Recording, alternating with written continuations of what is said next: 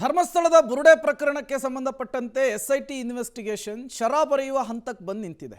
ಈ ಸಂದರ್ಭದಲ್ಲಿ ಈ ಪ್ರಕರಣದಲ್ಲಿ ಮತ್ತಷ್ಟು ಬೆಳವಣಿಗೆಗಳಾಗ್ತಾ ಇದೆ.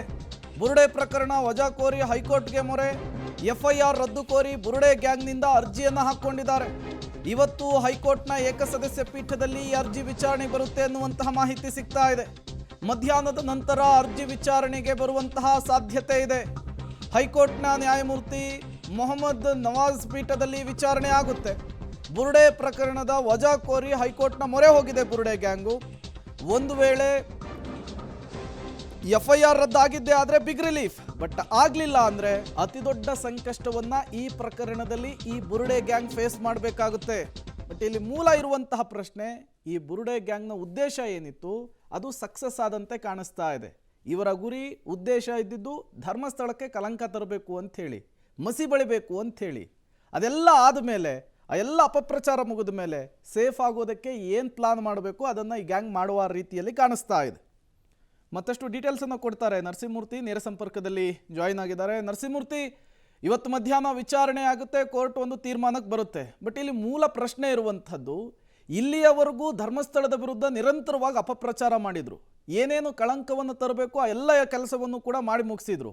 ಈಗ ತಮ್ಮನ್ನು ತಾವು ರಕ್ಷಿಸಿಕೊಳ್ಳುವಂತಹ ನಿಟ್ಟಿನಲ್ಲಿ ಈ ಸೇಫ್ ಗೇಮ್ ಆಡ್ತಿದ್ದಾರೆ ಇವರು ಅಂಥೇಳಿ. ಬಹುತೇಕ ಅದೇ ರೀತಿಯಾದಂತಹ ಸನ್ನಿವೇಶಗಳು ಇದೀಗ ಬುರುಡೆ ಗ್ಯಾಂಗ್ಗೆ ಸೃಷ್ಟಿಯಾಗಿದ್ದಾವೆ. ಕಾರಣ ಇಷ್ಟೇ, ಕಳೆದ ನೋಟಿಸ್ ಏನಿದೆ ಆ ನೋಟಿಸ್ಗೆ ಈ ನಾಲ್ವರು ಕೂಡ ವಿಚಾರಣೆಗೆ ಹಾಜರಾಗಿಲ್ಲ. ಅವ್ರಿಗೆ ಬಂಧನದ ಭಯ ಕಾಡ್ತಿದೆ.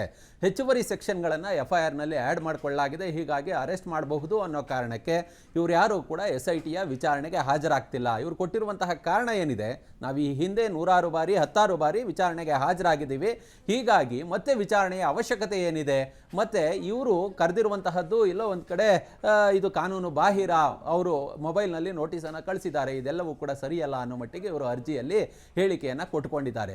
ಆದರೆ ಆ ಅರ್ಜಿಯ ವಿಚಾರಣೆ ಏನಿದೆ ಅದು ಇವತ್ತು ಮಧ್ಯಾಹ್ನದ ನಂತರ ಹೈಕೋರ್ಟ್ ಏಕಸದಸ್ಯ ಪೀಠದಲ್ಲಿ ಮಾನ್ಯ ನ್ಯಾಯಮೂರ್ತಿ ಮೊಹಮ್ಮದ್ ನವಾಜ್ರ ಪೀಠದಲ್ಲಿ ಇವತ್ತು ಅರ್ಜಿಯ ವಿಚಾರಣೆಗೆ ಬರಲಿದೆ.